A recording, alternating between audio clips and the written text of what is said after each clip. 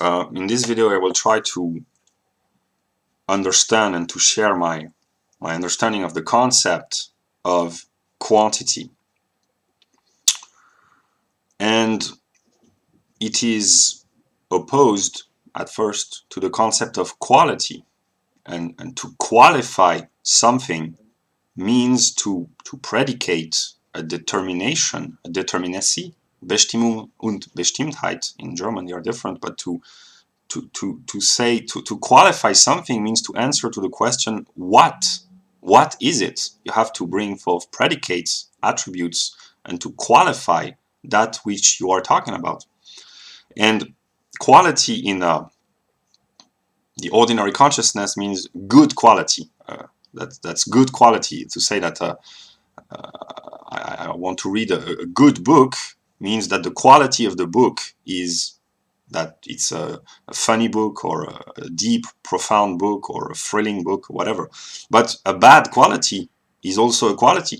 So yeah, and so quality has as a fundamental determination that the being of the thing which is qualified is immediate, and the not being of the qualified being is outside of the qualified being, and this non-being, this otherness, if one might speak of an otherness, the non-being of the qualified being, the Dasein, is the limit of the being. So something which is qualified is limited by its otherness.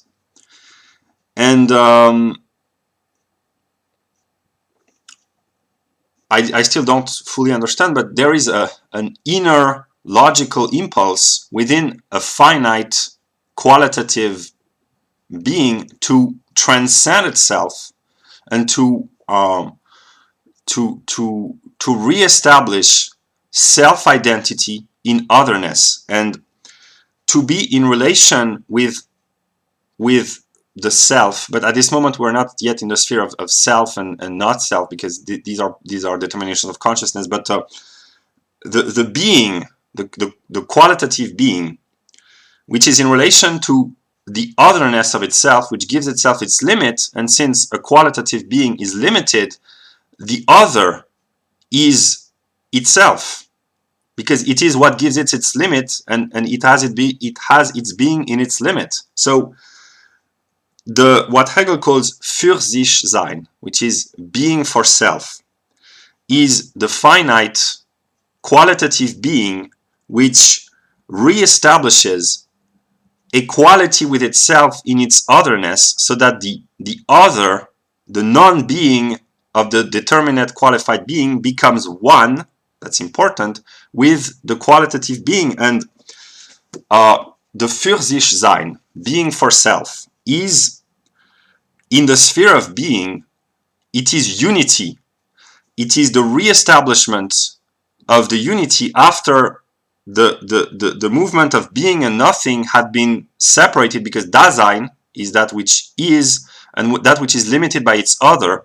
So the für sich sein is one, it is a unity, and that's why we say that being is one, and that's how the concept of unity and oneness emerges out of the dialectical and logical development of categories. And that's how unity, which will become a quantitative determination, emerges out of quality. And this being for self is being which is one with its other. So it contains the concept of unity, but also of difference and negativity within itself.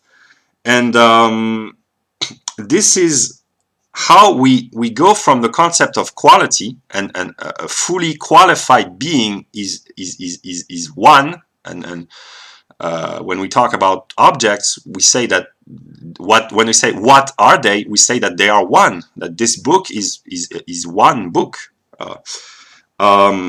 So from this unity which contains within itself a self-differentiation, a negative relationship to itself, but at the same time a positive. We're not yet in the sphere of positive and negative. So this is from the unity of the quality and the not and the other, this re-establishment, this infinite relation to self, one might speak of a self, that the concept of quantity emerges.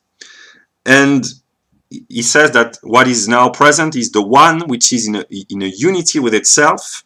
He is in relationship with its not being, but at the same time it is its own being. This is an infinite relationship, which means that it doesn't, that the für sich sein, the one, does not cease to be what it is, namely unity, in its differentiation. And that's how multiplicity emerges out of unity. So unity is to reunite, means to go beyond the limit and to incorporate the other, the non-being, within the being, and this is infinite relationship to self. And this this is how we go from qualitative being to quantitative being. When we change the quality of a thing, the thing ceases to be what it is. If I turned this book into a pen, it would lose its quality. It would become something else.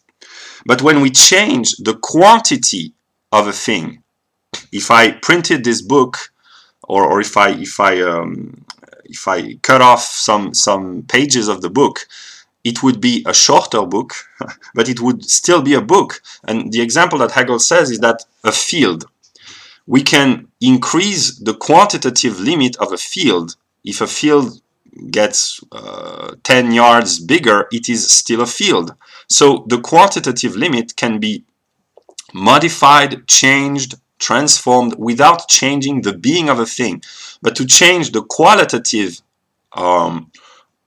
being of a field would be to transform the field into a forest, or into a house, and into a commercial area, whatever. So yeah, and that's how quantity emerges from quality. And I will illustrate by examples because it will make things intelligible. So we begin with quality, which is immediate, determinate, and a quantity is indifferent quality, which has in itself a limit, which is not a limit. An example is that wherever you go in space, you can always transcend the limit, go further and beyond, and negate the limit. You will always find more space, and you will never, you will always transcend the limit, but you will never find something else than more space. And if you try to grasp the horizon, the more you walk, the more the horizon is removed from you. So yeah. So quantity is indifference to determinacy. And here I will illustrate by example, because I already made videos about it, but it's becoming clearer in my mind. The concept of race and racism is a quantitative debate. It's a manifestation in the realm of politics of the speculative aspect of quantity, because nature, the world of time and space, is pure quantity. That's why time can be envisioned as being infinite, and space also. And pure quantity has no determination. So the difference between quantity and what Hegel calls quantum is that in the realm of quantity, the difference between pure being, which is being, and determinate being, which is a limited, negated being. And a thing is not the whole of being, because it is in relation with something else, and the something else is that which gives a thing its limit. So a quantum is a quantitative limit, and space is pure quantity, and the measure of space, the limitations within space are quantums of space. They are determinations within space.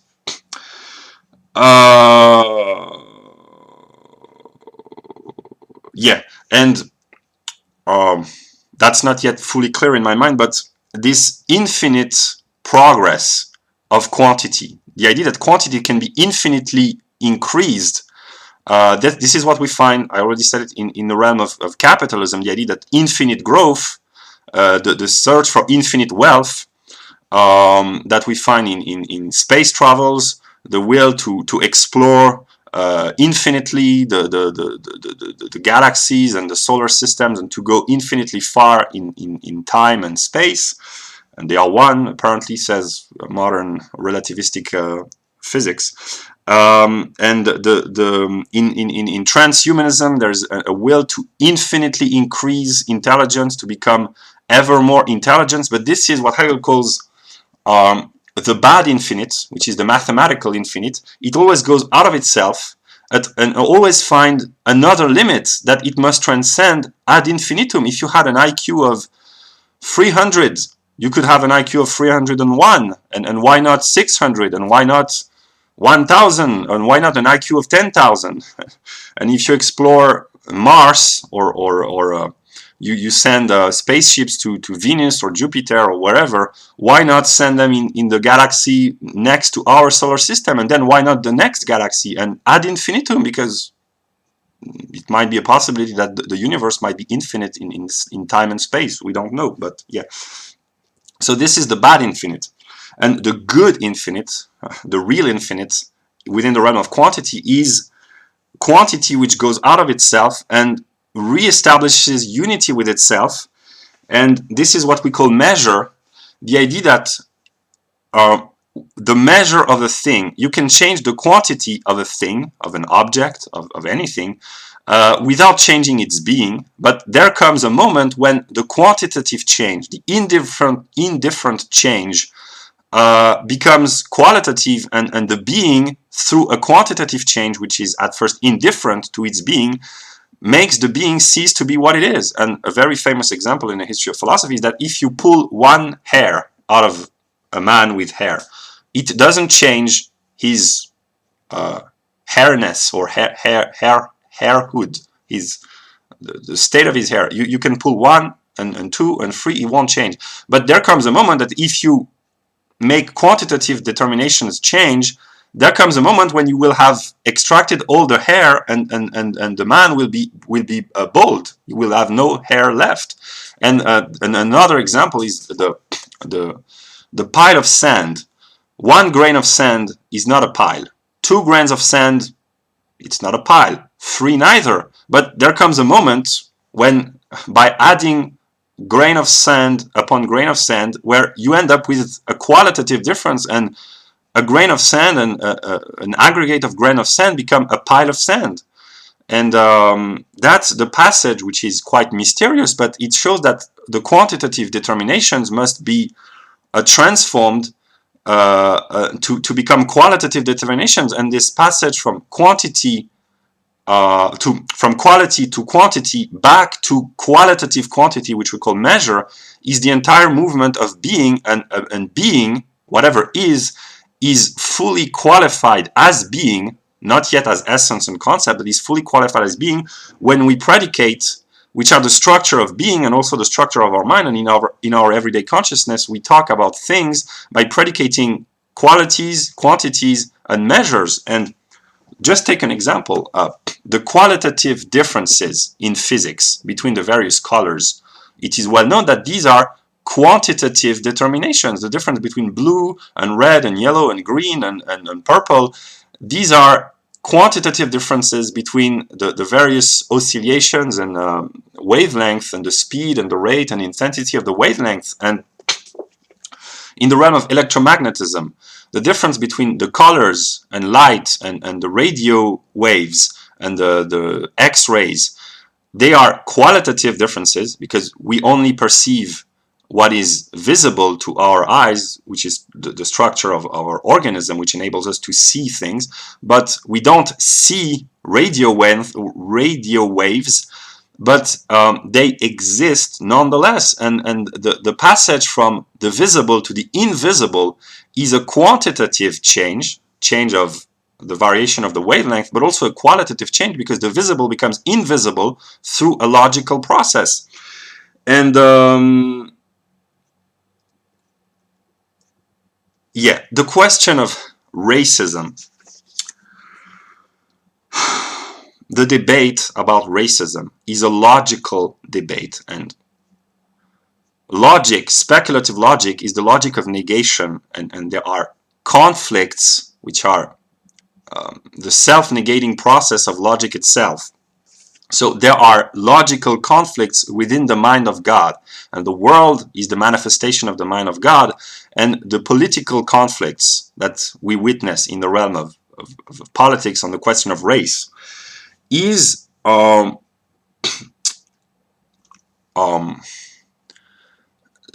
anti-racist claim that all races are one. This is a continuity, which is a quantitative determination. It is the moment of the one.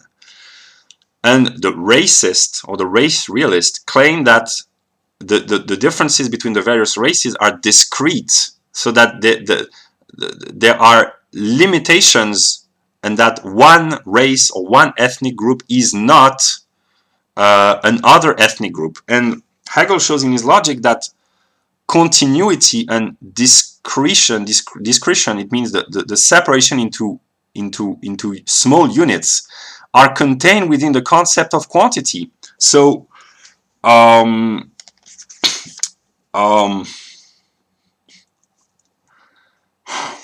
should I explain this? God is racist and anti-racist at the same time, because he's a unity of both. Because racism is the manifestation of the distinction between continuous quantity and discrete quantity within the realm of biology. And in the absolute, all races are one, and all men are one. But the process of the logical process at work within the mind of God is to set negation and differentiation within being. So that's complicated, but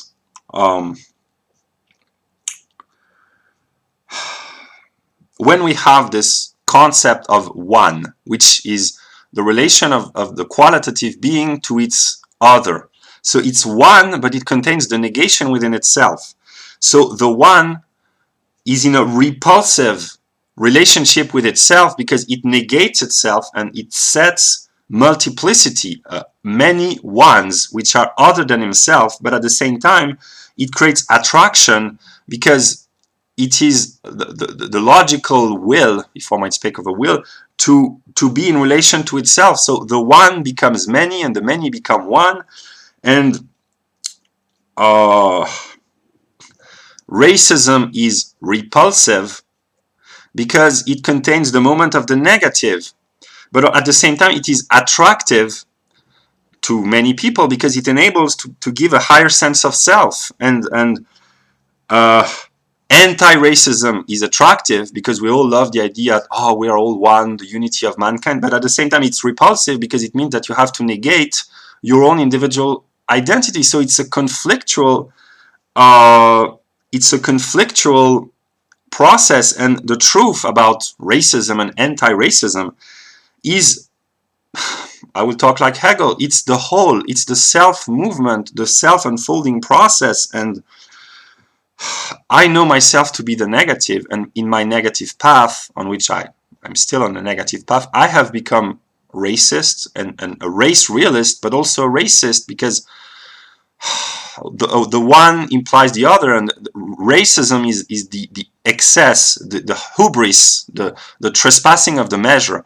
Race realism is a negative moment, but which is positive because it brings forth intellection and understanding of reality. But racism is the negative moment of the negative. So the ideal view would be to be a race realist, meaning to understand that human beings are separated and differentiated in different ethnic groups, and it comes from genetic determinations, from the biological history of the race, and from this socio-biological determination stems cultural and cultural differences, which we call Vollgeist, and each racial or ethnic group has its own particular mode of experiencing its relationship to being, and the particular contains the universal, but it also contains the negation of the universal, and there are aspects of a spiritual relationship to being which are particular to blacks or Australian Aborigines or the Japanese or the Europeans and the various ethnicities. So yeah, but the leftists are correct when they say that race realism brings forth racism, which is the excess of itself, which is the trespassing of the measure. But race realism is a necessary negative moment, and no one likes the negative. But it enables understanding, because if you do not have a realistic view of race, namely the differences between the various races, you cannot understand anything. You cannot understand politics and history and culture. It's unintelligible. But from this moment of separation, negation, how do we reach back unity? Through a spiritual process, and in the mind of God, all men are equal. And the entire history of the political debate of the West is nothing but this ambiguity, this conceptual self-differentiation process between the concept of continuity and discrete unity, repulsion and attraction, indifference, difference, and qualitative difference, and measure. So yeah.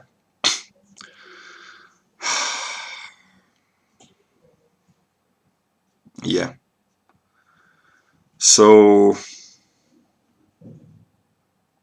yeah, if you want to understand yourself, if you are a race realist or an anti-racist or a racist or whatever, if you want to understand yourself, you have to understand Hegel's logic.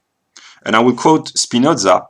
I will talk in Latin because it's and then I make the English translation. Si atque ad quantitatem attendimus, proute in imaginatione est, quod saepe et facilius at nobis fit, reperietur finita, divisibilis et ex partibus conflata, which means if we pay attention to quantity as a conceptual determination, as it exists in the imagination, which is a false understanding of quantity, we find that quantity is divisible, composed of parts. So, from the point of view of the absolute, racism is a delusion.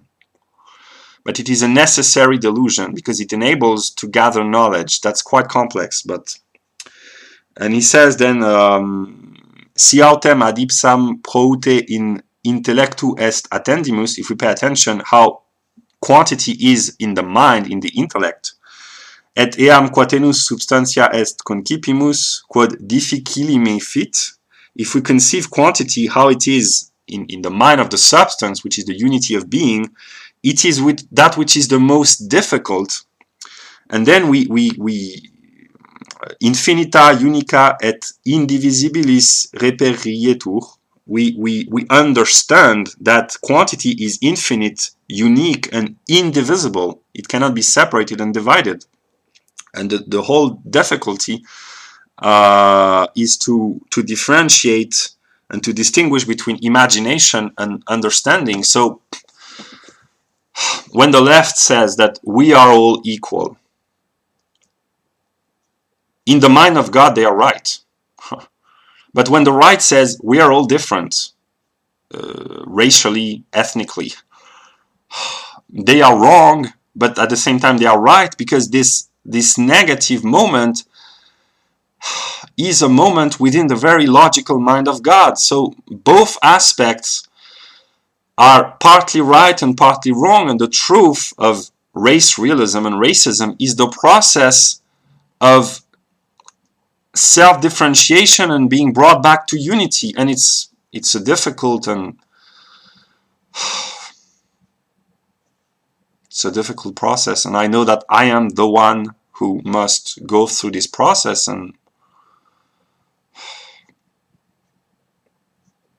yeah, hopefully I've enlightened you.